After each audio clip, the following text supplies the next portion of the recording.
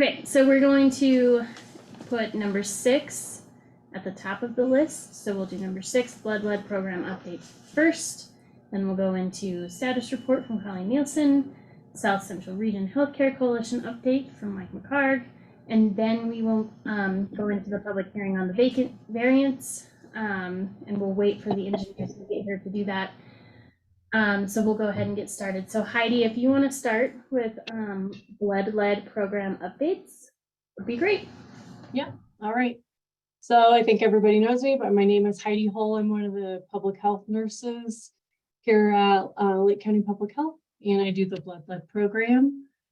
I sent a blood lead report from the years 2019 to 2022, just to show our numbers of those years. You guys have that there? It looks like you're looking at, okay. So you can see our numbers went down there for a bit and we're slowly coming back up, I feel like, but that was kind of the main thing to show. You can see the clients 177 in January 19 to 2020. Then we went down to 90, January 2020 to 21. And now we are at 124 and to January 121 to 22.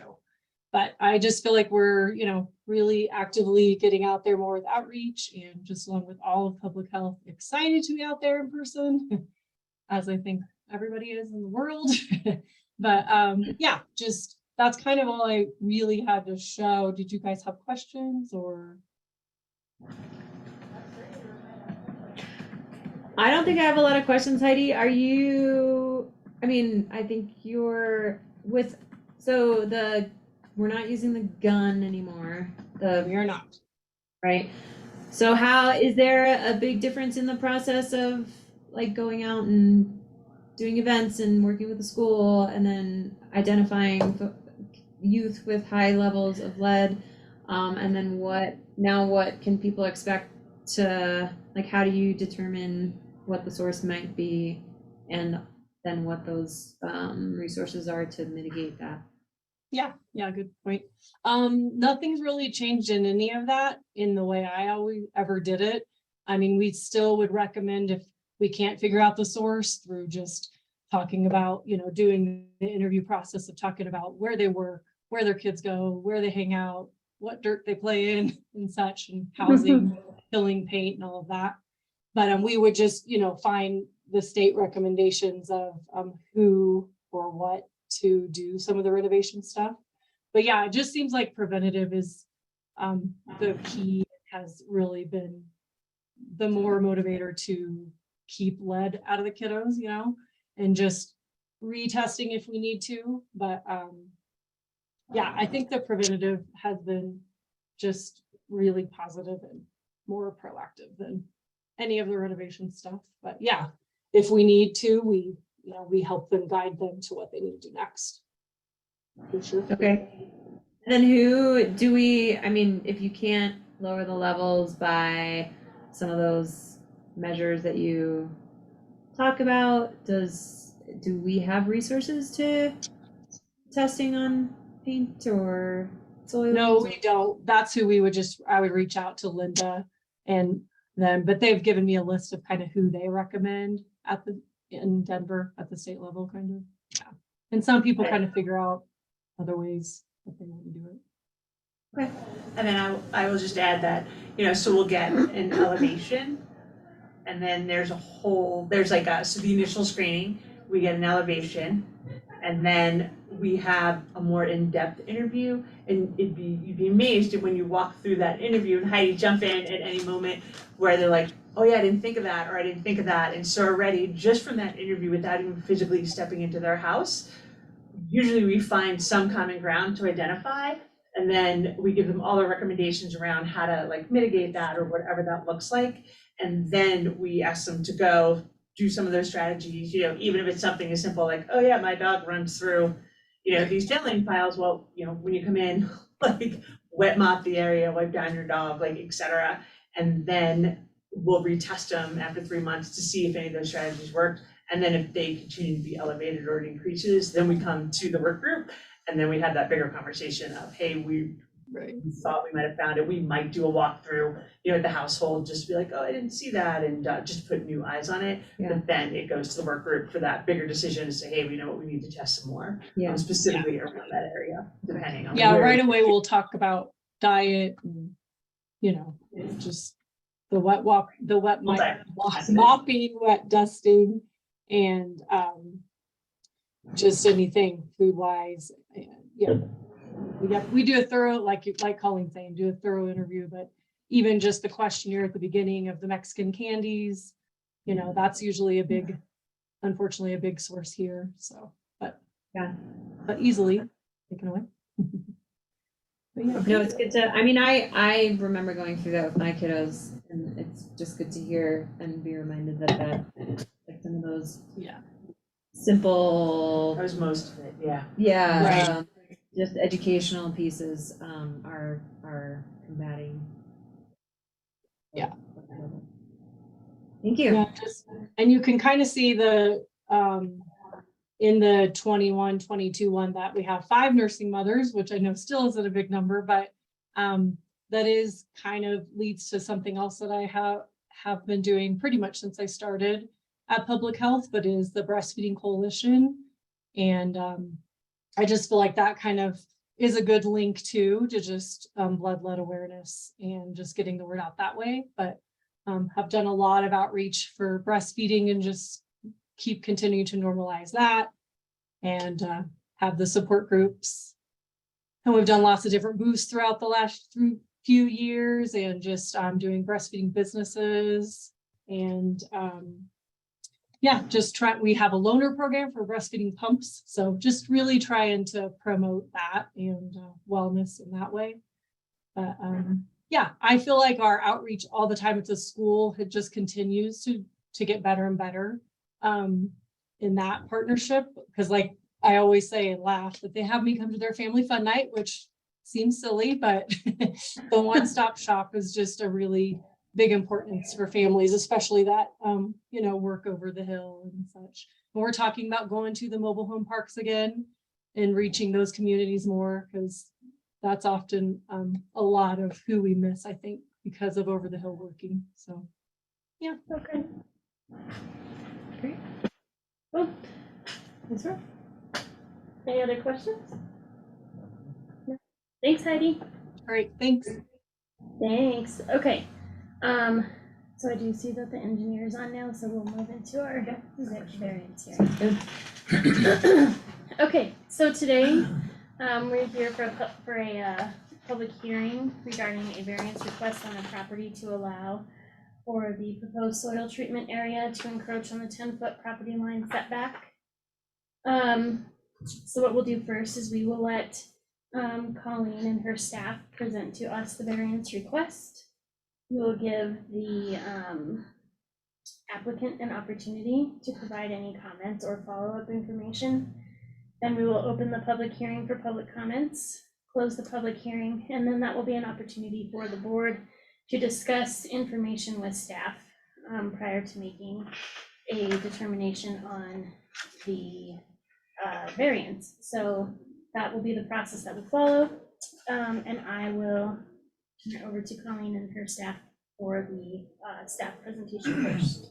Great, thank you so much. And actually we'll have David Wilson, who is working on specifically our on-site wastewater treatment systems, Sure. to do the presentation. So take it away, David. Great. Hello, everybody. So this meeting is specifically to review a variance request by the homeowner Kathy Jorgensen of 444 Baby Doe Drive. This variance is to allow for the proposed soil treatment area for a on-site wastewater system repair permit to encroach on the 10-foot property line setback on her property. So a little background. Prior to this variance request meeting, Kathy had applied for a transfer of title permit so that she can sell the property. And it was found during that transfer of title process that her her septic system had failed. In particular, the soil treatment area was no longer accepting effluent from the tank, and therefore it was determined that the system needed to be repaired or replaced. Repaired or replaced. Kathy, at this point, when it comes to transfer of title permits, was kind of given two options. One, she could go ahead and sell her property, but would have to disclose the fact that the septic system would need to be repaired or replaced after the sale, and any new buyer would need to sign a notarized repair agreement, acknowledging that they are buying a failed system and would need to replace it. Or she could elect to fix the system herself. Initially, she attempted to have a potential buyer sign their notarized repair agreement and buy as is. That sale fell through. And then at that point, she elected to just go ahead and fix the system herself so that she could then sell the property. Frank Block, who has kindly been able to join us today, looked at the site, set up a design for the system, at which point, through the process of designing the repaired system, found that the only suitable location for the replacement soil treatment area was going to need to require this variance, as the only area available was going to be inside that 10-foot property line setback. As the current soil treatment area, the one that has failed and is currently in place, is within the 100-foot well setback on the property. So modern systems need to, modern septic systems need to have their soil treatment area 100 feet from any well. The current well, I think, was within like 88 feet of the well currently. So now the design is to push it outside of that 100-foot well setback distance, but that would push it into the 10-foot property line setback. So that's kind of the background and why we need to any encroachment on any property lines or would require a variance approved by you wonderful people. So that is kind of where we're at. Okay. Frank, if you want to provide us any additional information as the engineer, and then we'll hand it over to the applicant. Sure, yeah, I can chime in here. Thanks for having me on, guys. Yeah, as David was going through, this is an existing residence. It's an existing system that has failed. The site is very tight. There's not a lot of room outside the well setback. Up to the north of the lot, we looked into that too. There's utility conflicts. There's a lot of, dense forest. It's not a great, line up with the existing stub out of the house where the structure is located. You would have to go through a lot of the well setback to get to that zone. So we kind of just it looked more like that southeast corner there was the only option really. And then to fit that in, I don't know if you guys have the plans in front of you. I could do those a little bit here. Let's see if I'm smart enough to use my, oh, it looks like somebody else is sharing, so. Anyways. No, I can stop the share and then you can go ahead. You should have permission, I believe. Yep, you should be able to share. There you go. There we go. So this is kind of what the existing system looks like here. Let's make sure I'm sharing the right screen here. Okay. So you can see that the existing system is already encroaching the well setback. Currently in Lake County, we don't allow for encroachment of the well setback using higher level treatment. I think there's maybe something in the works for that, but that wouldn't be, Kathy wouldn't have that available to her at this point. So the new system would need to look something like this to stay out of that well setback. The tank can remain within the 100 foot. It just needs to be outside of the 50. So we would be able to use the same stub out from the structure into the new tank, which would then kind of flag into the new soil treatment area as shown here. The only thing is that it's going to be outside the 10-foot property setback, which currently it already is anyways. So it's, by the regulations, some would interpret them to say that she didn't even need to get this variance, but we're going through the proper channels just to make sure everybody's on board and everybody gets the chance to put their 2 cents in. That's the gist of it. This is going to be a much better system than what she has now. We're utilizing a 3-foot sand filter, pressure distribution across that sand filter. So technically this would meet a treatment level 3 system once the effluent makes its way through that sand filter to the infiltrative surface. It's going to be a much better system than what she has now in place, which is just a gravity style system with no sand.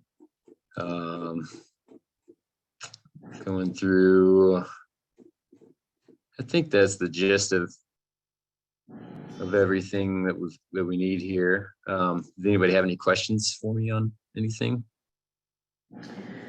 No, I don't right now. Do you have any questions, Sarah? Yeah, I was wondering the existing failed tank. I'm just, and this is kind of curiosity and education. The existing, it seems that the soil treatment area that is there currently, is that something that needs to be removed and replaced? It seems that the new STA would occupy the existing area, and then I'm wondering if the existing tank gets removed, or does that just get abandoned through the Right. proper process and the additional tank is installed? Sure. Yes. Good question. These, typically we try to replace these in a different location, at least for the soil treatment area field where that's concerned. This one we didn't have that option available to us. At this point, it's a fairly simple, just rock and pipe field to what I guess some of that's still unknown to a larger degree, just because we don't have a whole lot of information as to what this field is. And then the tank itself is not in great condition. It is a concrete tank. Typically what we do with that is we may have to pull this one out depending on how the new tank is able to be put in. But typically we would pump it out, clean it out, punch some holes in it such that it doesn't hold water anymore, fill it in with gravel or flow fill some sort, and then leave it in place. That way we're not having to pull it out and dispose of it somewhere else off-site. It would just remain there. Then you can plumb through it to the new tank and out to the new field. The old field would be a similar style abandonment. What was there and could stay can remain in place. Where the new field comes across it outside of that 100-foot setback, that would all need to come out and be replaced with sand filter material. And then the new field, the infiltrator style chambers would go on top of that. And it would be basically a new setup there. Okay. And then the high level treatment system that it is that because it is within that, or it's close to the existing well on the property?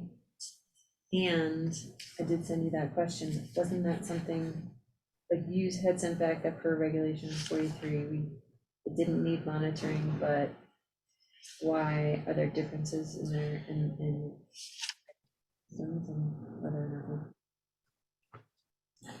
Yeah, so higher I am not super familiar with higher level treatment systems, but gravity, there's kind of the two systems that we most often see are gravity systems where, you know, wastewater from the tank flows via gravity down to the soil treatment area.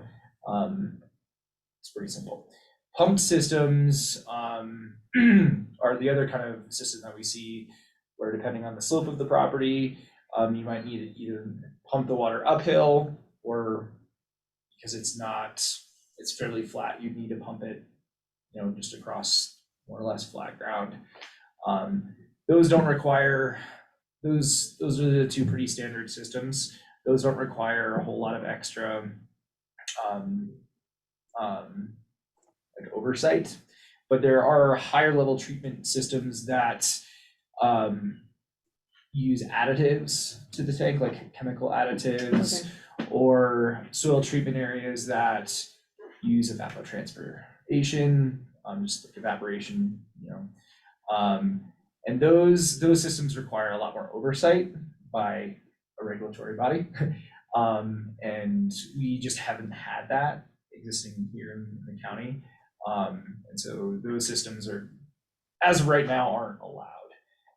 This system, it is pumped, it is using a sand filter, and so it is a higher level treatment than it currently exists, but it is not necessarily speaking like falls into the category of high level treatment in which we would need a whole different regulatory program. Yep. Does that So make there's sense? there's a scope of like higher level treatment systems, and this does not fall into that. Yes. Very good. Okay. Great. Thank you. Anything so far, Jeff? No, that's good. Okay. Frank, do you have anything else to present to us at this time?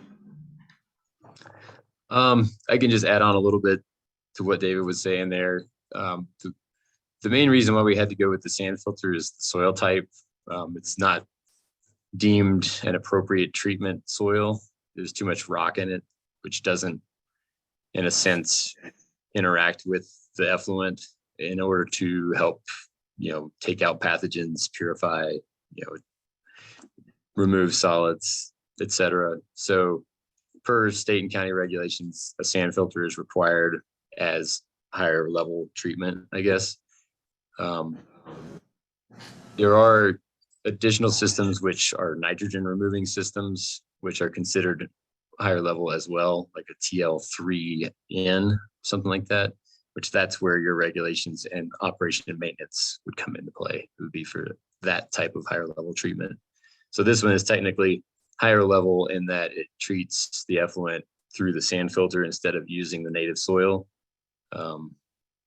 That's not requiring O&M, I guess, if that helps. Yeah, outside of that, I think if you guys have any additional questions, that's probably all I have to offer at this point. Thank you, Frank. Go ahead. Actually, I had one question, and I don't know if it's to Frank or if it comes later. I was just curious, like, with looking at some of the survey maps and then the hand-drawn map, like I see there's the neighboring properties to the left and right along Baby Doe. What's the property like behind for, you know, the applicant? It's just Forest Service. Thank you. It's I pulled that up. It's Right here. So is that actually Forest Service? no, it's a It's our huge It's a- property. 41 Yeah. acre parcel with one home on it. Oh, Okay. yeah. Down County Road 36. Okay, so it's one of those big ones off 36. Okay, so I guess where I'm going with that is there's no possibility of Subdivision, other no. subdivision or a house being built that would have The house conflict. there on that property was greater than, so for the most part, when we were looking and reviewing plans, we were looking at the minimum distance of 100 feet for Yeah. a well. That property was like a quarter of a mile Yeah. away, and so my measuring tape only goes 300 feet. So I didn't go to the trouble of adding that to the map. Yeah, no, as no, well. I just wanted to make sure that we weren't encroaching on something that could come up there in the future, and then they have a problem. Yeah, I was worried about that too, if that was like a vacant parcel, if that Yeah. would then be subdivided. Yeah. Seems to be the case. Yeah, thankfully, like 100 feet is not a huge Yeah. distance. And so, even if there was like something in the future where they would require, this would need another variance, but a property owner to the south, if they were wanting to put a septic system within 100 feet of that, they potentially could, as long as the hypotenuse of the vertical and the horizontal distance was at least 100 feet from the, the soil treatment area to the bottom of the well. Yeah. That's a variance that can be allowed, but again, it's not ideal. Okay, that was all I had. Okay. Okay, now we will turn it over to the applicant. They're here with us, yes? Uh, Kathy? Yeah, this is Kathy. I don't know why my picture's not showing up. I'm not sure.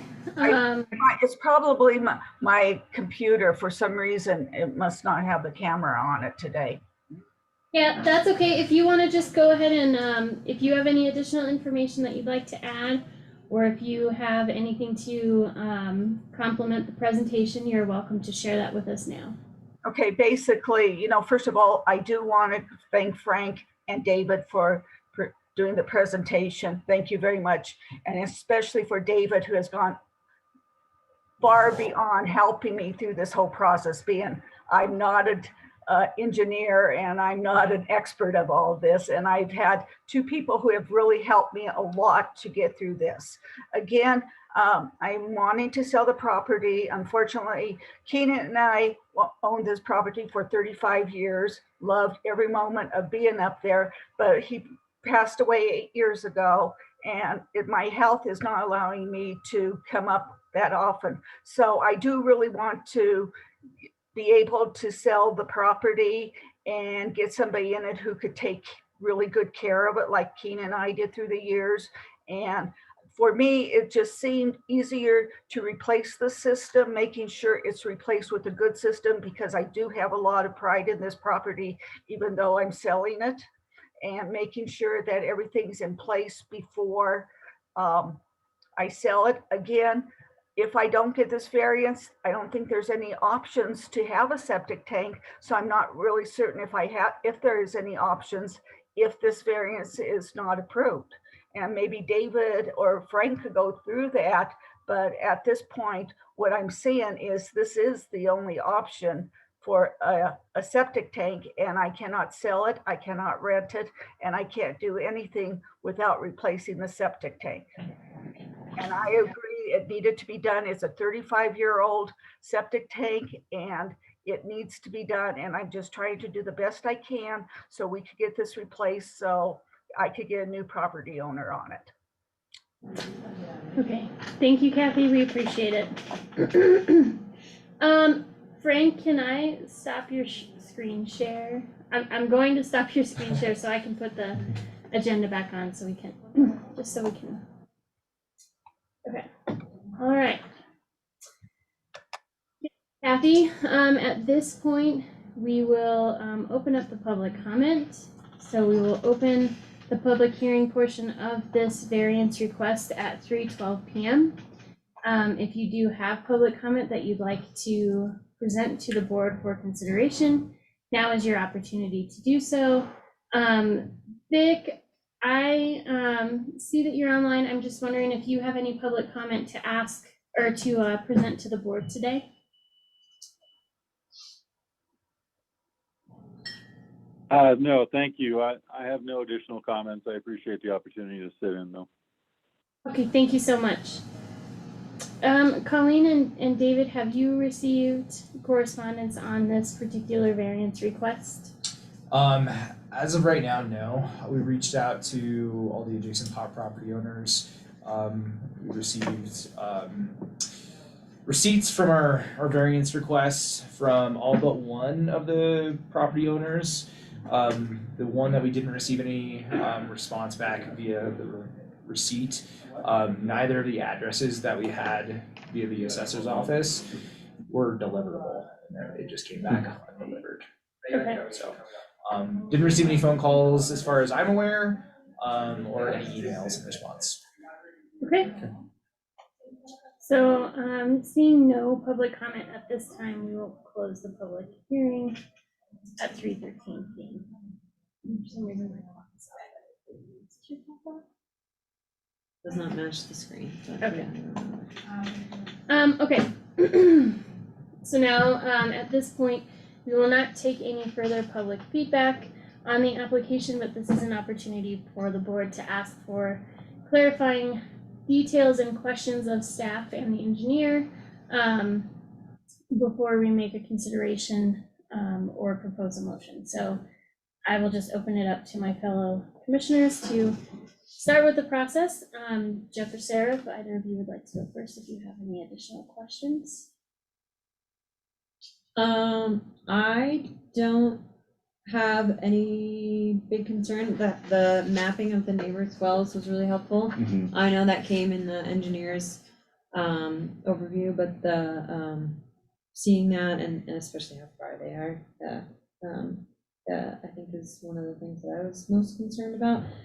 I guess I am curious, like that I appreciate understanding and seeing that system of like the tank versus the STA and the soil treatment area. I'm not certain, like it's not quite clear with this draw. This is the hand drawing. Maybe I shouldn't use this one, but you know, if it seems that based on the engineer's drawing that a portion of that field would be replaced with the new treatment area. Okay, so heads are nodding, great. That my comment was just to be as much as we could replace it and keep it from like encroaching on that setback, but it sounds like that is the plan. And I don't think, I don't have any other questions. Thank you. I don't have anything right now, Commissioner Fiedler. Yeah, and I just echo that comment about, it's great to see the distance to all the nearest wells, and it's a pretty good distance. Yeah, I think so too, and I do appreciate the engineer's drawings and report for the current location and the proposed location. Oops.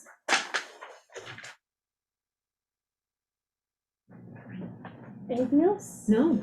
Okay. I will entertain a motion if we are ready for the.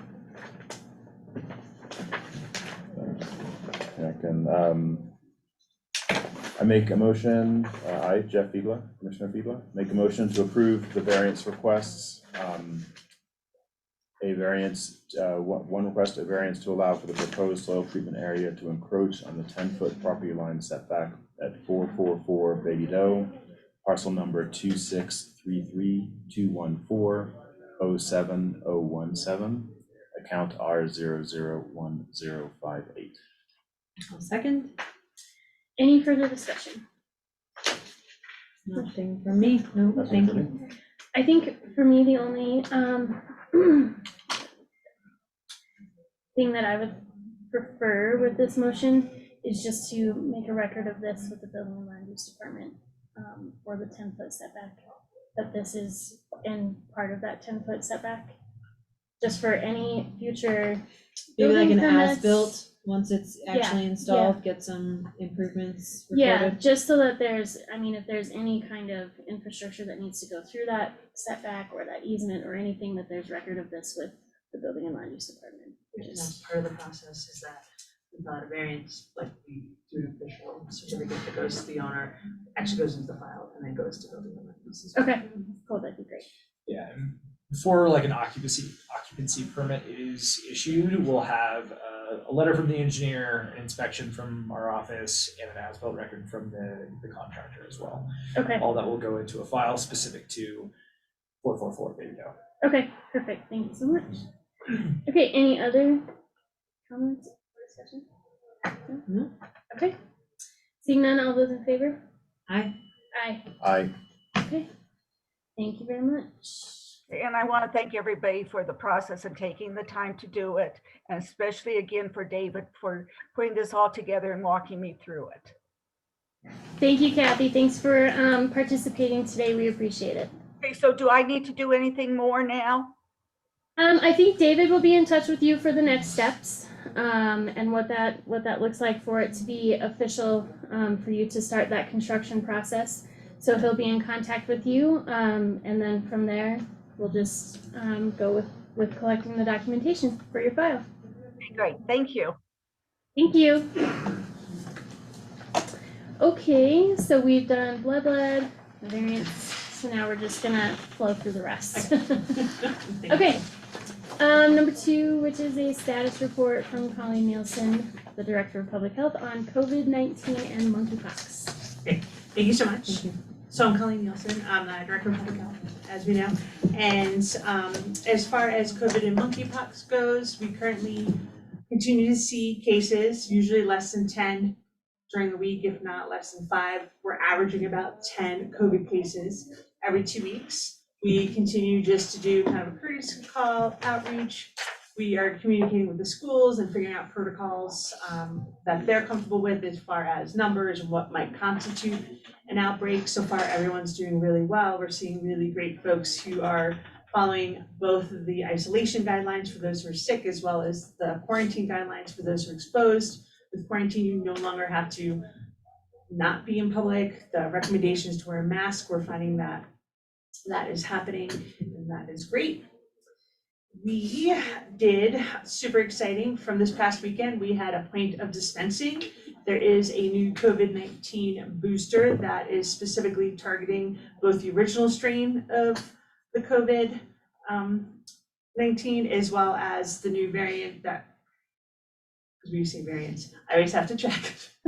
Variant, both B4 and 5, which is the Omicron strain. And so we had a point of dispensing on Saturday. We were able to successfully provide 123 COVID boosters, so that feels really great. We will continue to have clinics every week on Wednesdays. We're willing to go out to groups as well. So if there's a group gathering or something folks think we should be at, please reach out. And we'll see if we can't make arrangements to be on site and provide vaccines right there, including the flu. We also provided flu this weekend because we are upon flu season, whether you like it or not. The expectation is that flu will increase this year just because a lot of the mitigation strategies that we had in place with COVID-19 are no longer in place. And we were able to provide 78 flu vaccinations. So that feels really great. And we will continue to provide those on Wednesdays specifically, but once again, if there's a large group, we will go out. And we are planning to be available, for example, at like school parent-teacher conferences in October. We're working with the school district currently to vaccinate their staff for both COVID and flu, and that will be coming up in the next 2 weeks. Monkeypox, we have not seen any cases in Lake County. We continue to monitor it. We continue to train as far as what our response would be if there was an outbreak. We are working closely with St. Vincent Hospital and their staff, recognizing signs, symptoms, testing, etc.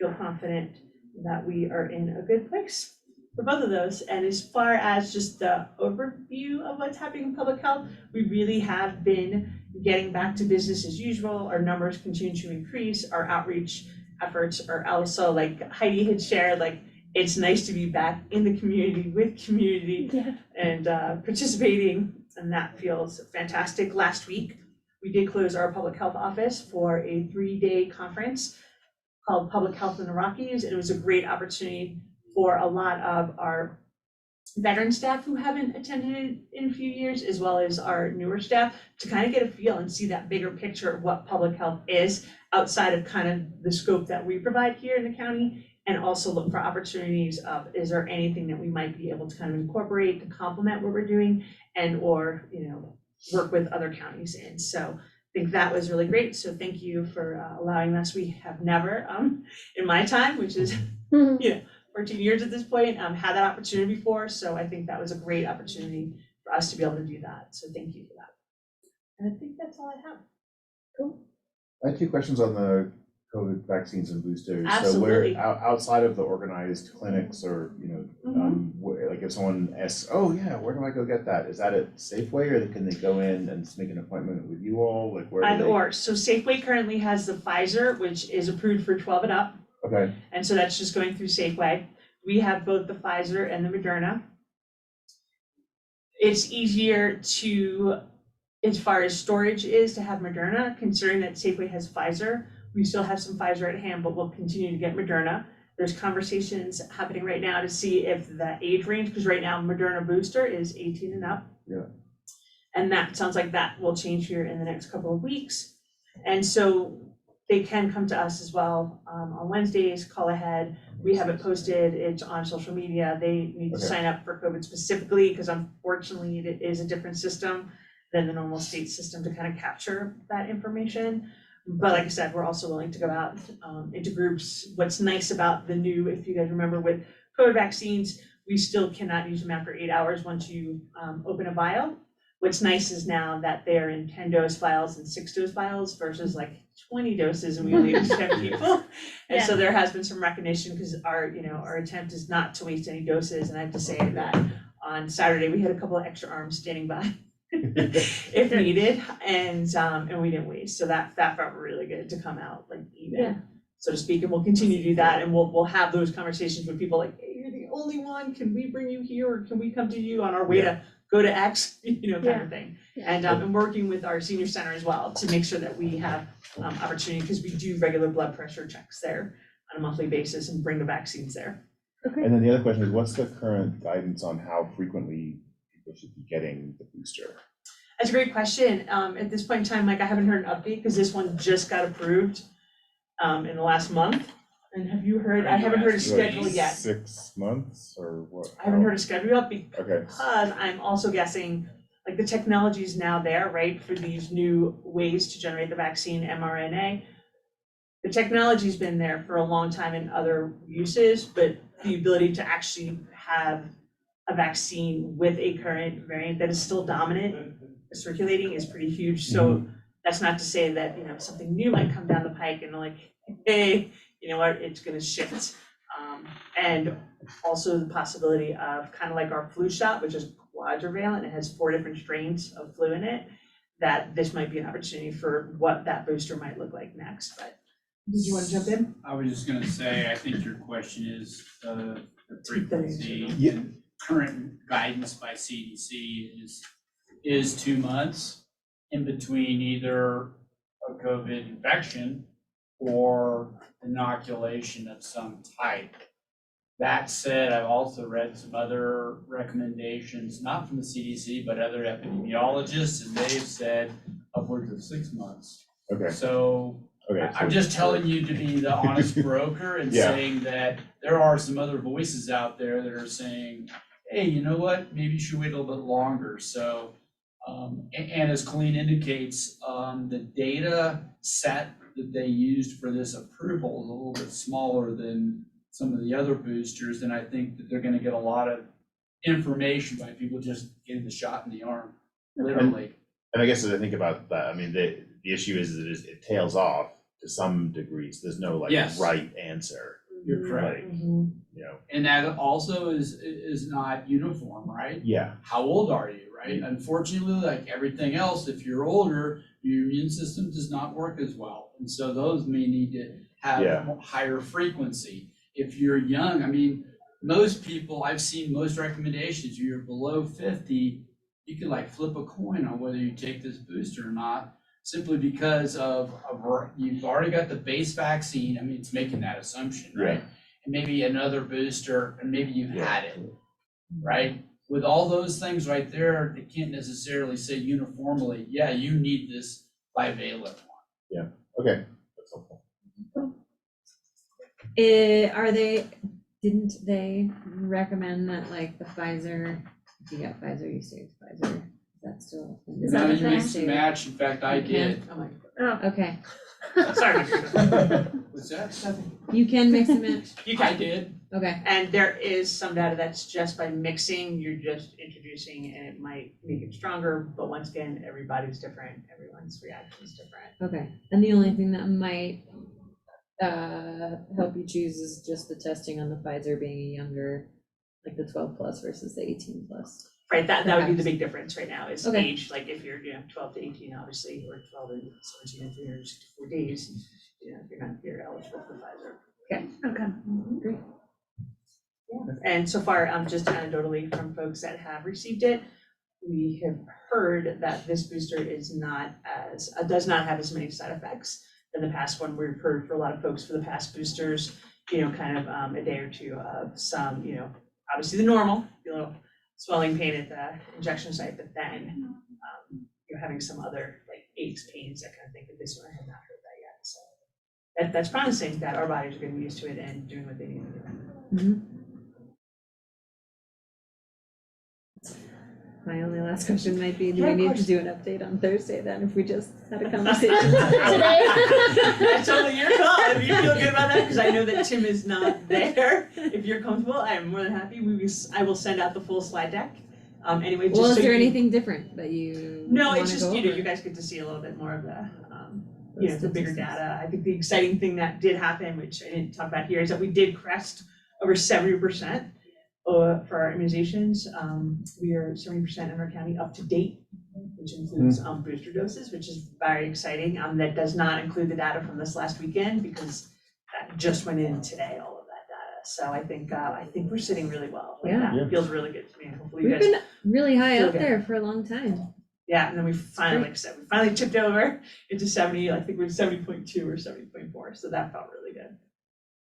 For sure, and like I said, I know that number will go up after the data from this past vaccine clinic, so. Excellent. Yay, Lake County. Woohoo, nice work. Thank you. Awesome. Great. Cool. Mike, you're up next with the South Central Region Healthcare Controller of the Coalition slides. Oh, I sent it over to the. to the BOCC. email. So there should be an email from. Oh, I did, fourth one down maybe? This right here. Yes. Okay. There you go. There you go. Okay. Do you want the mouse? Or you want me to do You the can mouse? control I can do that. the mouse. You'll get to be able to If you don't Sorry. mind doing the No, mouse, I that can do work it. for me. Okay. All right. So go to the next slide, please. Okay. All right. So, this is the Reader's Digest version of the Healthcare Coalition. So it used to be just historically, the Metropolitan Medical Response System. So some may have heard or seen documentation that says MMRS. That was the predecessor of this.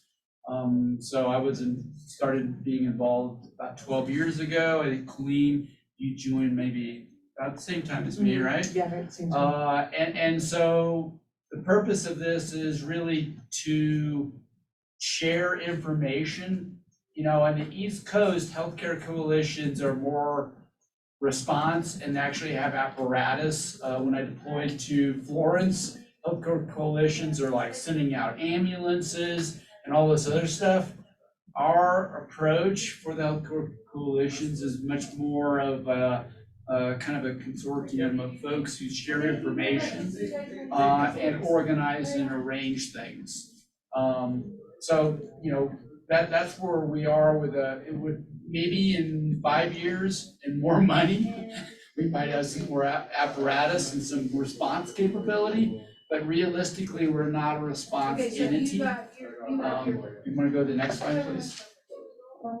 But what we do is look at, with that situational awareness, are arranging things like, critical transportation. So what does that mean? So during the height of the pandemic, we had a statewide plan that basically allowed hospitals that were at capacity to transfer patients to other hospitals that had had less patients, had more capacity.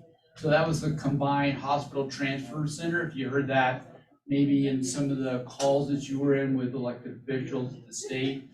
So what that allowed someone to do, let's say, as an example, St. Vincent never had to use it, but Heart of the Rockies did. They were maxed out and they had to transfer a patient to the Front Range to be able to receive care. So that's an example of the healthcare coalition arranging for that. Another one that I was personally involved in as a field manager, the Bear Creek Fire, adjacent to a long-term care facility, and there are like 200 people in there that had to have some type of care, and all the ambulances to move those folks, the healthcare coalition arranged for those 200 folks should they have to move. As it turns out, they were able to suppress the fire and they didn't. You don't know that when the fire is a quarter mile from the structure.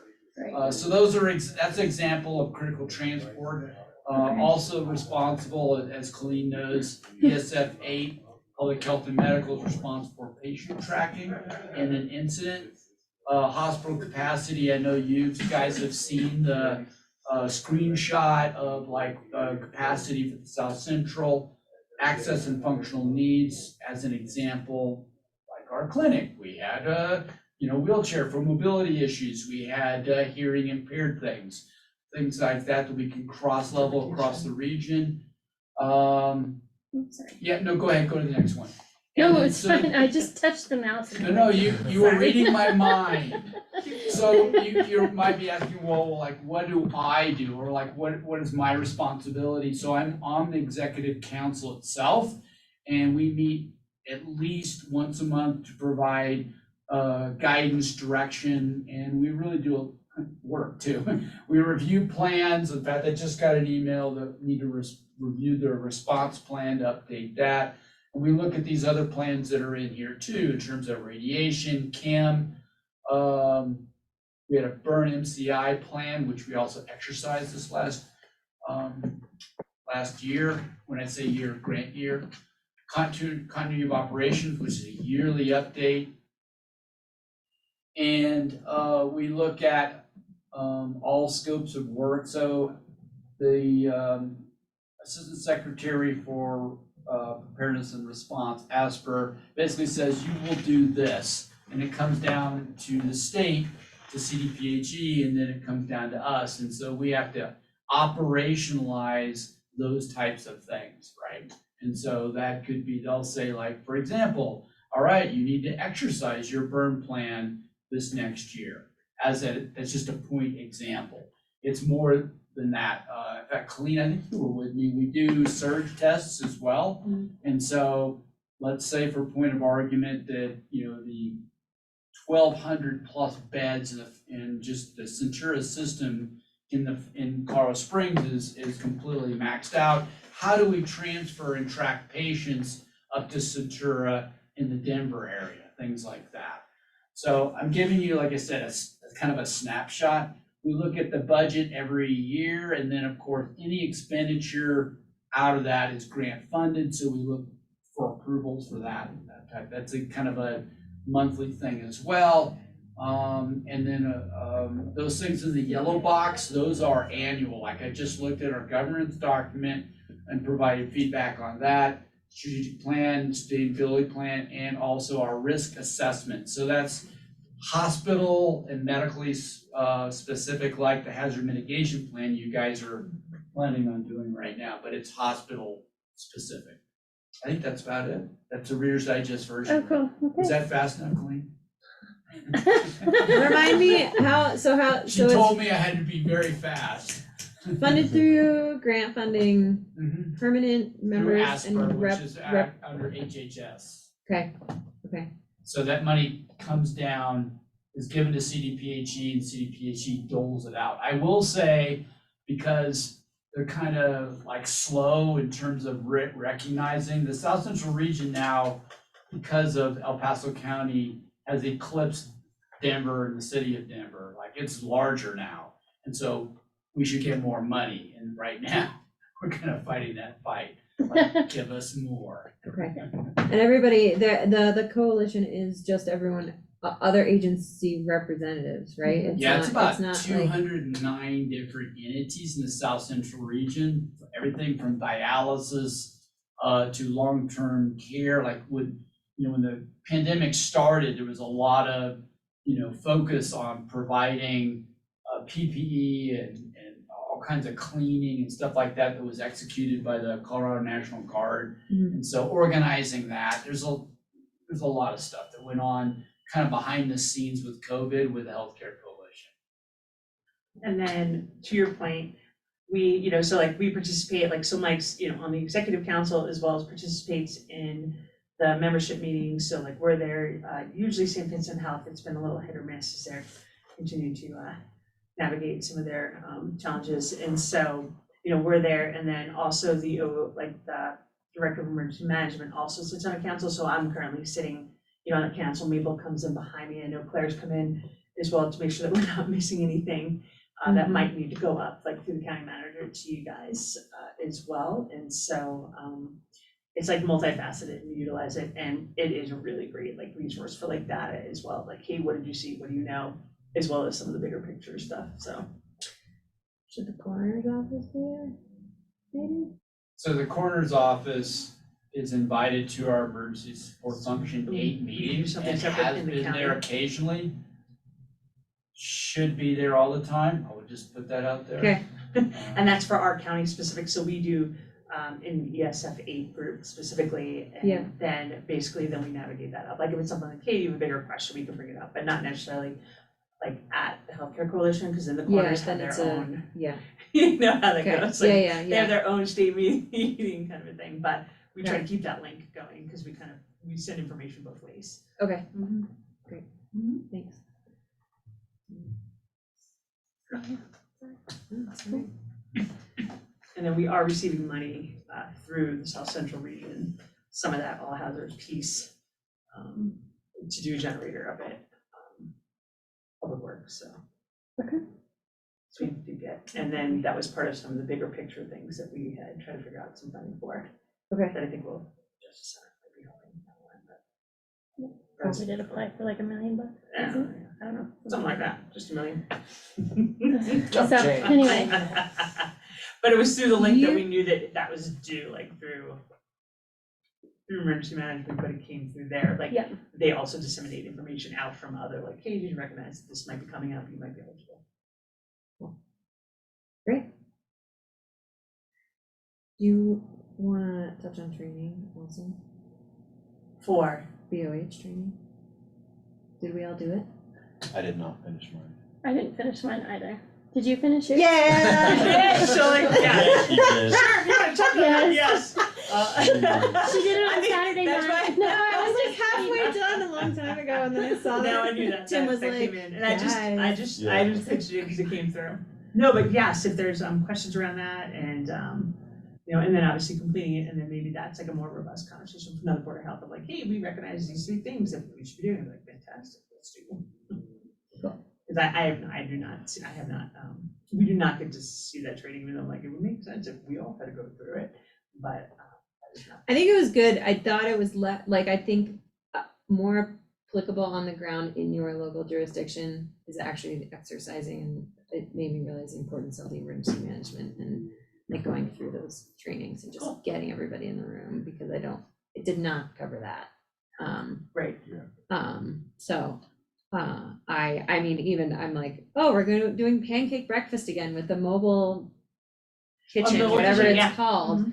I'm like, maybe we should require some people to go do that because they might job shift, and it Mhm. shouldn't be There you like, go. we should get people to pop that Yeah. sucker open and I know, and then actually we had a really really good simple conversation, things. because of retail food and some of the practices, Kelsey's had an opportunity to interact about like how that people should come on to utilize that and how they should be serving, so. Totally. Yeah, Yeah. and I'd be happy to train anybody on food safety practices in a mobile kitchen, just Okay. throwing that up there. Okay. Yeah. Cool. That'd be awesome. Okay, sorry. No, we're Is good. everybody good with child pickup? Because I just realized. Did you forget? I just didn't know. Oh, Yeah, no. I was like, I I'm am not good picking up the today. children, they'll I be am somewhere. good. Just throwing it out there Okay. as Okay. 3:30 rolls around and we're all like, oh. Oh my God, mm. Jeff, I got- Okay. I'm okay, gonna have to duck out for like 5 minutes around 4 or so. that's fine. And, Okay, yeah, and as you know, we have another meeting on October 17th. 17th. I was like, thank you. That if anything, like, if we have to move or restart, we don't finish, it's not a big deal, so. Okay. Yeah, so your call, do you want to do transfer title or variance process just to finish out today, or? Are there any, sorry, Anna. No, go ahead. Are there any transfer of title updates just from, like working with the assessor's office and the clerks and some other things we talked about? Yeah, and so I think the biggest piece that we're looking at, right, is, so we have that for the 17th is that language change and making sure that if that approval of that language change goes through, is it effective immediately? Is it effective, just to make sure that we are starting to look at the documents that people would need to fill out to be like, oh yes, you can now do, a permit, you can transfer ownership of a permit. So that started. We reached out to Summit. We're waiting to hear back to find out what those specific, because another piece of this was The winter currently, Inspection. yes, Yeah. currently we don't do that, to figure out what Summit does, and we have one of our local installers who's gonna come and speak on the 17th. We're trying to get him the Okay. information so he can look through the process that's happening in Summit to see if that's something that's feasible, what he thinks might be feasible, right? Because there's different experiences, even just a little bit of elevation depending. And so, so that we can come to you and be like, hey, this is everything we recommended, this is what we think we can do, should we be looking to do that? So we're working on that piece as well. And then I think, it's just gathering that info, the MLS pieces, like the data we just haven't been able to crunch yet, as you can imagine. It's only been like 2 weeks since we saw you guys when we were out last week, and then it's just been crazy. But yes, we'll hopefully have more of that. Just trying to figure out, to your point of like, can we do some winter inspections? What does that look like? Because now we really need to permit all of that fun stuff. Sure. So, Okay, so so on the 17th, yeah, after we pass that, If you sorry, I decide should to not pass say it. that like that, after we consider passing the Yes. language amendment, can you guys prepare like some of those other aspects and elements Yes. specific to like, hey, we really need better direction and clarity on Yes. how much we wanna, like what our level of involvement and responsibility is here, and here? yes. Okay, That'd be that great. would be great. so Yeah, that no, we your can then notes were really super get valuable, into- so thank you. So like, we're just basically walking through those. Okay, And figuring out like what makes sense in what order, to your point too, of like, hey, is this too far reaching? Is this the direction? And then bringing that back to you guys. okay, so Yeah. we'll Mhm. expand on that on the Absolutely. 17th. Cool. I'm good with that. I am too. Is the MLS and all that stuff, sorry, maybe you said that. No, I don't they know if get Kim connected? hooked up, because I know she needs to hook up with Amy Tate to give her kind of the way that she can just see the new listings as they pop up versus Okay, using Zillow. So Okay. I don't know if that connection's I made think yet. They the started assessors, talking, but. Okay, yeah. the assessor's office has a subscription to the MLS too, so you might. Yeah, you yeah. can- So maybe see if, Yeah, I You can think you ask can- Stephanie or Jackie. Yeah. Or Tracy to help you, because we do have an internal no, that's great. subscription already. 'Cause I don't know if that had come. Okay. Thank you. and then, I mean, I think planning and development department are working on a better solution for that software rather than Tyler, so unfortunately that we can't really like integrate or fix what we don't have. That would be helpful for your purposes, but Yeah. hopefully we'll get there. Yeah. Yeah, no, I think there's opportunity Mhm. for sure. Okay, Bryce can do a lot of mapping regardless, so. Yeah, no, that's Yeah. like when we totally have the like 20 layers, truly all of them in one spot. Mhm. And it's like, oh, up the newest, and we actually have electronic digital. Yeah. Cool. David, do you want to walk us through the variance process? Absolutely. Okay. So there's kind of two sections of regulation in regards to variance. State regulation 43. So I'm in the Board of Health meeting address variance. I put all the legal terms and stuff from the county and state. So if you have that to look at, That would be like the full packet from Friday. From Friday? Yeah. But both detail kind of specific things that allow for variance approval. If you're on page 3 of that document, I'll start with the state stuff. Requirements for variance consideration. A, to consider variance requests, the local board of health must adopt a procedure for issuing variances. B, where the local board of health adopts a variance procedure, the board must hear the variance request. C, the local board of health will determine what type of variances will require public hearings. It's more or less giving you guys the power to make decisions in regards to approving or denying variances. Prior to rendering a decision on the variance request requiring a public hearing must be held. The hearing must be subject to public notice, or notice must be sent out via certified mail within 20 days. Apply time from the date of mailing to all adjacent property owners. The variance request must be accompanied by one site-specific request identifying the specific criteria for which a variance is being requested. So that variance request number 1 that we had listed when we were talking earlier about variances. Technical justification by a professional engineer, professional geologist, which indicates the specific conditions which exist or the measures which will be taken that support the findings. That will result in no greater risk than that associated with compliance with the requirements of the regulation. So what basically variance requests, what is the variance being requested? Technical justification by a professional. 3, a discussion of alternatives considered in lieu of the request variance. Number 4, technical documentation of the selected alternative. 5, a statement of hardship that creates the necessity for the variance. So that being that letter from the homeowner, all our associated documents that we send to show via map or narrative what was being requested. And then the applicant, in this case, Kathy Jorgensen, having the burden of proof to demonstrate that the variance is justified and will pose no greater risk. So those are all the things that are required of the variance, like the meat and potatoes of it. And then in terms of like what is not allowed, so no variance shall be issued where a property can accommodate a conforming OWTS.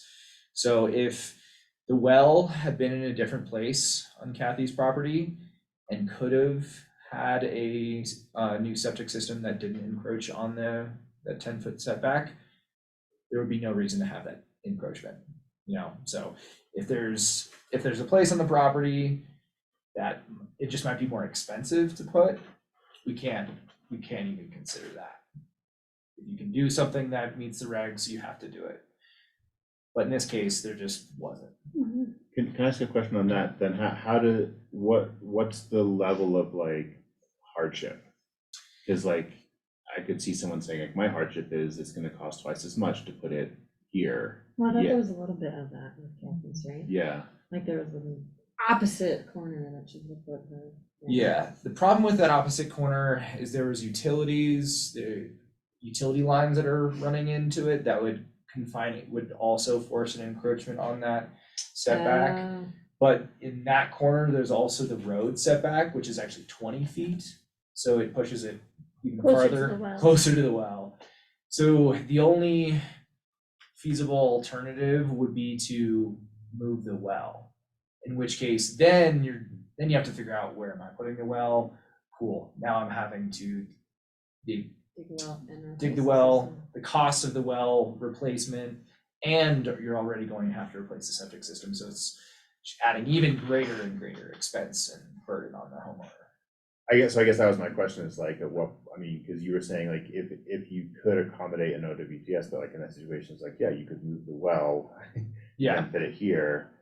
So like technically you could have obeyed the OWTS rules without infringing on a setback and needing a variance, or maybe not. Well, and I but- think too, like like- if you moved it here, would it be too close to a neighbor's well?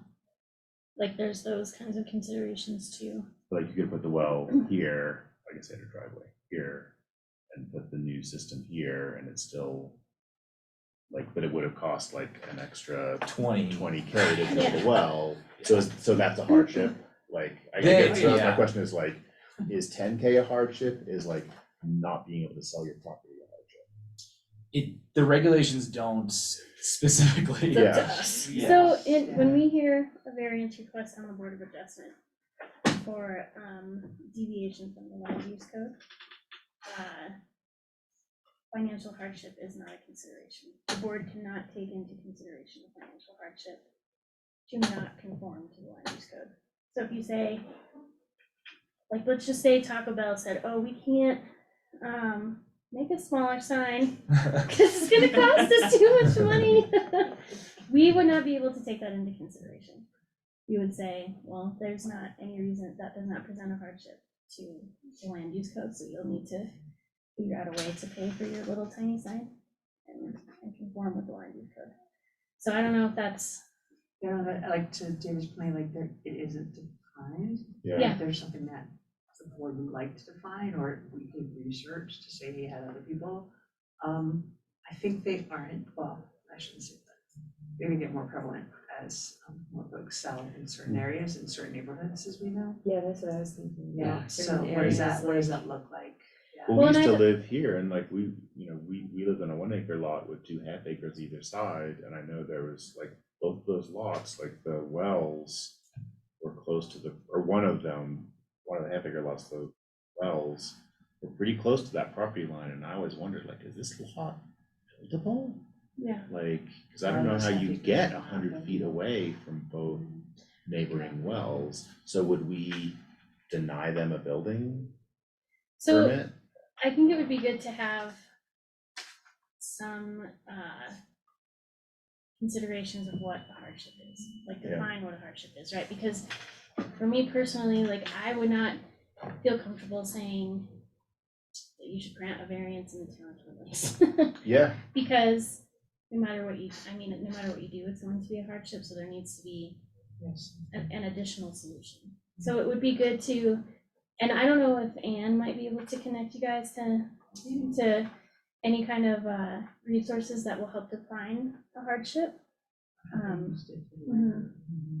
Because I know that when we went through a training with DOLA for the Board of Adjustment, that was one of the definitions that was given to us, like a hardship means these 3 criterias, and it has to meet one of these 3 criterias for that to be considered a hardship. And maybe we don't necessarily have to define that, but having a list of considerations yeah. to measure against. Yeah, or something like that, Because yeah. I do wonder how wildly different it could get in certain areas. And also that's balanced, like if I'm reading it literally, like the technical justification is no greater risk than a legal system, and that's a pretty high standard. Like, it's not even like acceptable risk or something, it's like no greater risk. But it's like, how would you ever allow coming closer to someone else's well? Like, Which number? I don't know Two? where I am. Is it 2? Yeah, technical justification, blah, blah, blah, blah, blah. Variance will result in no greater risk than that associated with compliance with the regulation. Yeah, So- so oftentimes if it is a repair, a lot of these, like, no variance shall be issued, those are super explicit to new construction. If it's a repair of an Oh, existing so you're structure, making it then they better. get a little bit more relaxed. Yeah, okay. Where, hey, for no fault of your own, you bought a house 30 years ago with a 40-year-old system that absolutely does not comply to regulations that were written 2 years ago. And there's no possible way for you to adhere to modern standards. Gotcha. Got to do equal to or better than what is currently in the ground. So if you had a failing 2-year-old system, that's sort of a different story. Yeah, in that case, Send a you'd, 30-year-old system, yeah. Yeah, you'd Okay, have to, okay. but hopefully. Okay, that's helpful, yeah, that, Yeah, the state makes that difference between a new system and a repair. okay. Do you send this out to like other referral agencies? at all? Sorry. Like the land, I'm just thinking that the land use could be a good place to just be sure you send this out to, or Public Works, maybe. In or terms of the something. variance Yeah, process. yeah, if there is some adjacent activity going on in the parcel that only staff would know about and consider, we might not. Like, just, I mean, you know, Anne sends all that out and, yeah, just a thought of maybe like those two departments just get that sense so that Anne can be sure to receive it and knows what's coming and, or, you know, Michael is not, I can't imagine, I can't think of what he would be surprised by, but I just think that way.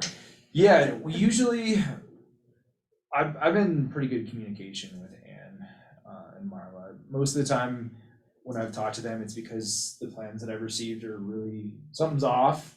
And I need to confirm that what they're trying to build is okay. Because there might not be something in our regulations that have anything to do with it, but it just looks off.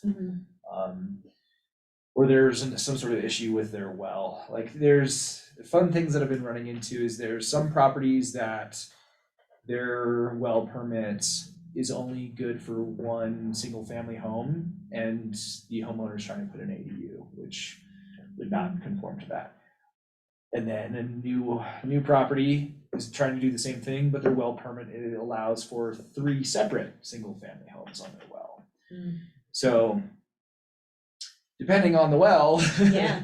you know, you could wildly change what property owners are able to do. And then they could, I mean, I imagine they could, once we get the augmentation plan up and running, they could augment that additional use essentially with an accessory, if they wanted to build or permitted to build additional structure. Yeah. Property, right? And if it's commercial, it automatically has to be augmented. Yeah, but we'll chat with Ann on a weekly basis about fun homes.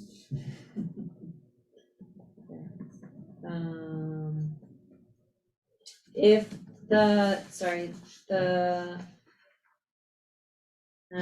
like going through all of these things too, just be curious, like, if we could hit all those in some like staff report, like alternatives discussed, oh, this was discussed, that was discussed, that's why it's not feasible, like just literally going through the criteria. And to that point, I agree totally, like, I don't know if you've seen some of the building department or planning and development department, like, step forward to like literally like lists, you know, criteria 1, like, and it might just be a sentence or even just like a word, you know, like, Yeah. yes. You know, but it does literally go through like every criteria and sort of have some assessment of why they're recommending a yes or no motion. Yeah, I tried to follow that 5-step format with the attachments. Gotcha, okay. That was the, you know, for the site specific requests, the alternative options, the technical justification, the site survey and the letter from the engineer, the engineering plans, and then the statement of hardship, the letter from the property owner. Okay. But I could probably spell it out more explicitly if that would be helpful. It might be good because I think sometimes like we get creative and have questions that like aren't actually allowed, you know. so it could save like all of us some time, like before we start asking random questions and thinking of stuff.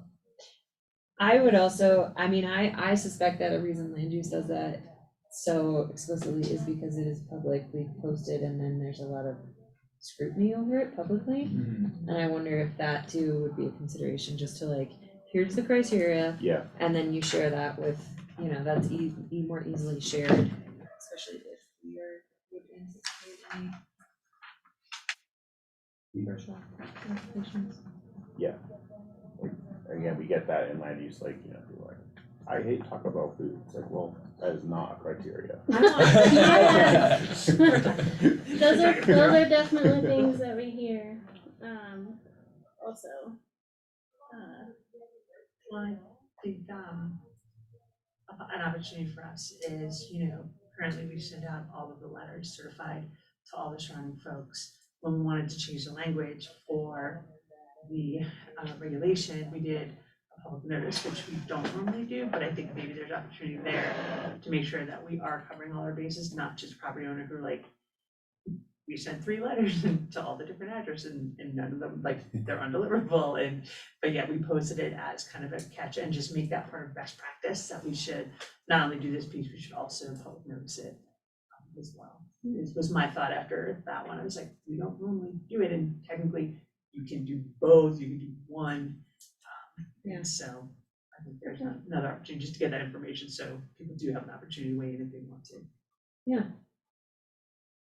And it was very straightforward after Anne explained it to me. I'm really sorry, I had to duck out for a couple minutes. no, it's good. Cool. Okay.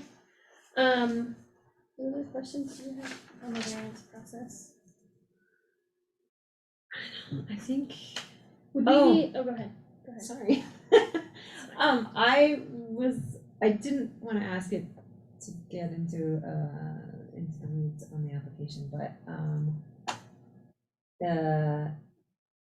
is there I think I asked this in the last meeting, I don't remember what the answer was, to the engineer, like a small system, I mean, are all systems, they're not necessarily plug and play, depends on how many people, the occupants, and is there, unless you overbuild the system, is there like any leeway on a system of like a small one is 1 to 4 people and a medium is 5 to 8 Yeah, and a large is 9 to 12? kinda. So you said you were started diving into I did, this. I think Some Morning some light light reading. reading. I was at the conference. Let's see.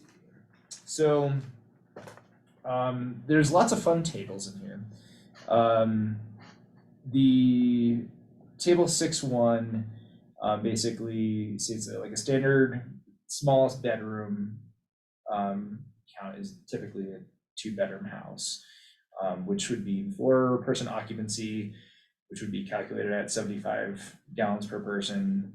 So minimum wastewater flows would be 300 gallons for a 2-bedroom, and then each subsequent bedroom would increase it by 150, and then that corresponds to Superfund table. So is there assumption then with the bedroom count that that's only occupied by a single person? Because, so what I'm envisioning is like the town of Twin Lakes, and you have this cabin and it's 3 bedrooms and you've got 2 bunks in each bedroom, and that's like 9 people in that house. What does that look like? So a bad situation. Okay, I mean, The- yeah, The assumption is that each bedroom is only being occupied by 2 people. okay, Some counties allow for systems to be sized in that the first, I think, 2 bedrooms are counted as 2-person bedrooms, and any subsequent bedroom after that is a 1-person bedroom. okay, Regardless of what they do with it, the minimum requirement is that the system be sized for that. okay, Lake County requires that every bedroom be counted as 2 people occupancy, and the system be sized accordingly. So if you have short-term rentals or rental properties where it's a 4-bedroom house, but hey, they have a rec room that could fit a couple bunk beds, they'd make a ton more money if they rented out Yeah. higher than their post occupancy. It's great for them, terrible for their septic system, because you're going from, let's say it's a 5-bedroom house, 750 gallons a day, they'd have to have a minimum of a 1,500 gallon tank, which means that the wastewater has a processing of like 2 days. If they increase their occupancy to 2 more people, even just 2 more people, That's an additional 300 gallons. And then the tank would be pushing out that water faster into the soil treatment area, which means that the solids are not separating out as much, which means there's more potential solids going down the into them. tubes into the soil treatment area, clogging it, and then you're backing up. Okay. You know, so if you have folks renting out their place for ski season and they bump up their occupancy to make more money, they're potentially destroying their septic system real fast. Yeah. You know, and that's why, like, when we were having all those transfer of title hearings and we were hearing frustration from some people about the transfer of title process and us how we're counting beds, our priority is to make sure that the bedroom count and the size of the system are matching from the perspective of if they don't and they rent it, they're gonna fail, or the likelihood of them failing is very high. Okay. Whereas, depending on the other perspectives, you know, it changes how they can sell the property Okay. or how they can rent it, and subsequently how much money they can make from it. Okay. But yeah, does that make sense? Yeah, and I think, you know, as we work through the short-term rental policy with the short-term rental moratorium that we currently have, there may be some creative ways we come out of that with accessory dwelling units for long-term rentals. And I would just want to make sure that we would incorporate some of this programming into what it would look like if somebody was allowed to put an ADU on their property. Yeah. And maybe make that process,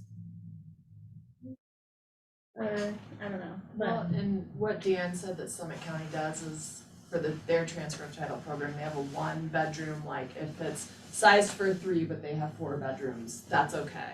But then if they want that place to be a short-term rental, it goes through the short-term rental process, and then at that Okay. point, it becomes a problem. okay, So if they're just selling it to a single family, they're like, you guys are probably not gonna overdo it on the Yeah. septic system, that's okay. okay, And then it gets caught on the short-term rental side. okay. That would be great for us to work through with that short-term rental. Like when we start to revamp that policy, it can be really great to work through some of those situations where it may be like a long-term rental, you're just renting to, you know, somebody that's here to transition into a long-term house or whatever that looks like. And then I would just say that, so in our transfer of title, we currently don't have that allowance in there for that additional bed. So usually what we ask, because to your point, Sarah, like, hey, is there small, is there medium? There are some systems that will accommodate like an additional bedroom. And we don't have the expertise to do that. That's why we ask, like, hey, we can see there's a discrepancy, can you have an engineer check it? And if an engineer's like, no, it's good to go, and then we'll update it to say, hey, engineer says it's good for 4, let's make sure all of our documentation is up to date with, you know, an engineer approval. And I think we have bumped into like where the homeowner put something, or we said, you know, or we put something and it was not one and the same, and then trying to get the actual, like, well, what is it? And Yeah. so I think there's, you know, opportunity there too, like, how do we do that better, you know? How do we make sure people have access to an engineer in this new law, especially if there's a discrepancy on our end. And so I think those are bigger conversations for the 17th as well. Okay. And to see where we're comfortable with, because I think that's where sometimes they're just like, well, it says this, I was like, I know, but that one says 3, and that one says 4, and can you get an engineer? Wait. I can't tell you, because you just gotta Yeah. look at the system, right? Like, I can walk through your house and be like, well, it looks like 4, but you know. Right. But if the engineer's like, oh, it can totally accommodate 4, we're like, oh, great, then we're good, and there you go. But it's that process, that additional step, sometimes that trips, you know, all of us up. Yeah, yeah. And even the more we can add to the education piece of short-term rental licensing to get people not thinking about like, is this an average of you, like, but surely 9 people using it intensely for 2 days can't be, like, you're thinking of the wrong formulas in a collection system, like with sanitation or something, right? Right, Not like right. how you just explained in, Yes. like. And some your people have a team. tendency, like, you know, to be cleaner on a vacation than they are at home. Right? Absolutely. I'm just saying, Yeah. I wouldn't know anything about that, but I'm just saying. Yeah. I might take a shower every day. Especially if it's a nice, you know, Twice a day, it's bathtub. cold out, I wanna warm up. Oh, yeah. Cool. I think that's great. And I really look forward to some of those conversations. Yeah, I think like I Yeah. said, we're just gonna make it better, which is great. Definitely. You did have a question about other offsite objects or Oh, things. yeah. I included a copy of the table that kind of breaks down the distances of those.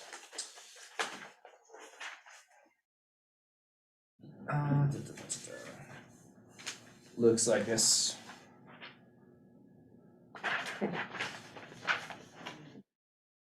Oh, I'm reading the wrong question. Yeah. Basically with how to kind of read this is the left column is the septic system component in question, and the top is to other on-site or off-site objects that need to be accounted for, and then the table listing the distance, the minimum distance required to each of those. Great. Okay. The greatest being just the distance from a well to pretty much any big component. Yeah. Okay. Thank you. For future perusing. Yeah. There's lots of fun tables that, make the narrative make more sense. Awesome. Okay. Thank you. Yeah.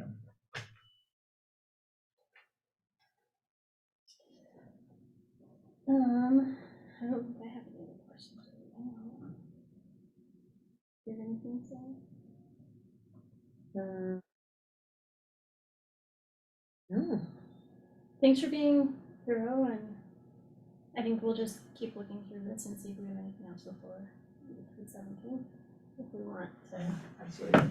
add anything to it or anything like that, I think we'll look into it. I Sounds appreciate good. it. Actually, I just one more question. I think before Jackie had left, we were talking about putting together an RFP to review Reg 43. I don't know if that's something that we still want to consider going through, or what you feel like the timing feels like. Well, the timing will depend, because the state, and David, correct me if I'm wrong, or at least my understanding is, the state was looking to update their Reg 43, which in turn then we need to look at our regs. Because Reg 43 is a state, ours are Lake County OWTS, and they haven't done that yet. Okay. And so we're kind of on their cycle, but I don't know if there's a thought to do that prior to when we're required to do it. I think as we find some things, like, hey, we can make some changes, but I don't know if it's a full-blown stakeholders process, because like I said, the state has to update theirs first, but as you can imagine, Okay. everyone's a couple years behind. So it might be helpful then to know the See timing what of the state- what yeah, the see sta- what- what see the what the state state is timeline looking is. at. Yeah. I haven't heard that from Chuck, because he's like. Because I mean, if don't it's know like yet. if it's like 7 years out, I you can't might want to imagine. look at That's making it a really little putting bit. it like, that's if really we- for them, they're really backed up. I know, but I mean, if it's like that far out, we might want to look at trying to I think agree, of. I hear what you're saying, yeah. making what some we should be changes doing, internally, Because I yeah. think there was other conversations of, are there some variants like evolved that like, does it need to go through Board of Health, because it's very straightforward, having done, you guys have both been part of that, Yeah. you're like, oh no, this equals, this kind of property equals this system. Yeah. Kind of thing, but I mean, not too, My understanding is it's supposed to be like a revision every 3 years At the state level. at the state level, Okay. and which would have put it at last year Okay. in pandemic. So I think I mean. the last I heard was potentially 23. Okay. When they have another state revision. So then that might give us an opportunity to follow what they're doing, and then look at what we might want to do with that. I think Okay. understanding it more and more as we go through this. Yeah. Yeah, absolutely. And I wonder too, like when you create that list for the conversation on the 17th of like where guidance is necessary and or just for sake of the conversation, I think it'd be really helpful to say if, especially where there are differences between what we've imposed locally and what the state has, we like, the state says this, we have this, we haven't really quite figured out how to, we need to discuss how to manage that.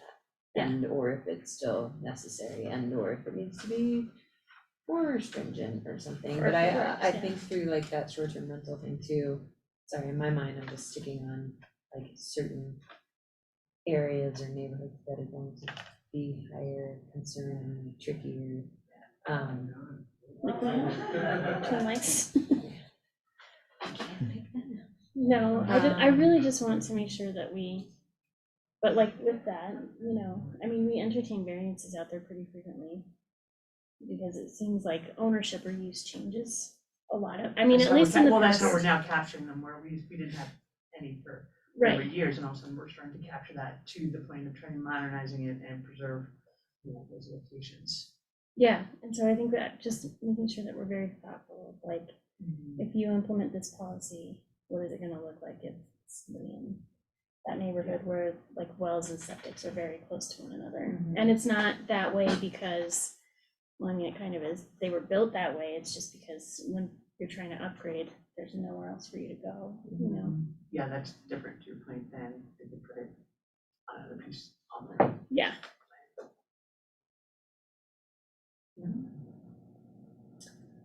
Is there, so Panarch has 3 wells that they draw from and then they distribute water, is my understanding, I can't speak to that at all.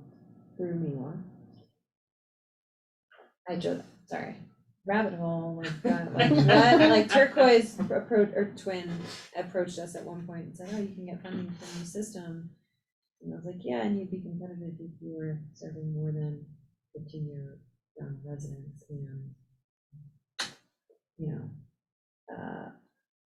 white folks, basically. Like, you're not gonna be competitive for, like, finding hundreds of thousands of dollars.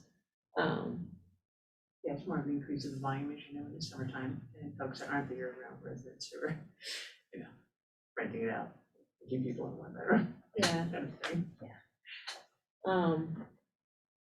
Yeah, I guess I just was bringing that up in terms of like, also keeping a part of the conversation, like what is just the ideal scenario for this neighborhood? And working back for that from that. Because I just imagine maybe there's a point where we as a county could advocate and find dollars for a countywide effort. I don't Infrastructure know. investment? Yeah, of some sort. Increasing like the septic district or sanitation district or additional district or But something. potentially, I mean, I would love to, like, I would love to get, Still need another plan like South. yeah. Yeah. Well, sorry. It's okay. Or I was thinking like, also, it may be neighborhood by neighborhood, like some neighborhoods might need to get on their own system, right?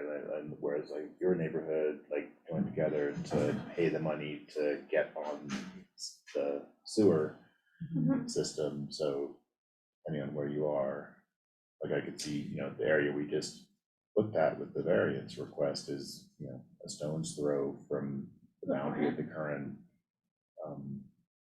Yeah, because even san- They like even- Mountain View, Four sanitation Seasons, district, I mean, it's literally, Four they- Seasons they is need looking to- at doing that bond So thing. Four Yeah. Seasons has septic, they don't have Parkville, Right. so they might be trying to get on the water system. But like for us, we just connected through Yeah. into Us, 'cause Turquoise Lake I'm in the same Estates. neighborhood. Yeah, into the Turquoise Lake Estates, there's like a main line that goes through one side yeah, of that subdivision. Yeah. It's really weird. Yeah, It's really but that would be something to consider, yeah, where we would anticipate a lot of variances or failures.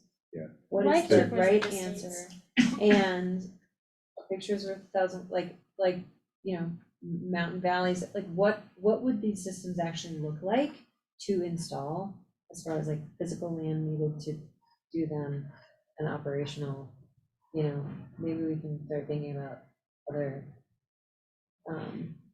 existing, mountain valley estates or like that doesn't seem very big. I don't know how many people actually live down there, and what the system's built for, but it would be interesting to do that kind of inventory. Well, and even the conversation around that is with that, Gateway? Gateway, Angel View? Gateway? Gateway by Mountain View Estates. And Mountain Valley, yeah. Or Mountain Valley Estates, talking Yeah. about like with community planning and development, part of our conversation with those guys coming in is there a way to tie in and actually, update that system while building it and trying to figure out if there is some, funding for that specifically, like, hey, we're gonna update this, but also add in for this new division going in, Yeah. because of when it was put in and not having a lot of regs in place Yeah. and violations. So, So Mountain Valley has a lot of effluent violations I don't know if it's effluent, in Mountain Village. do you know what I'm talking about?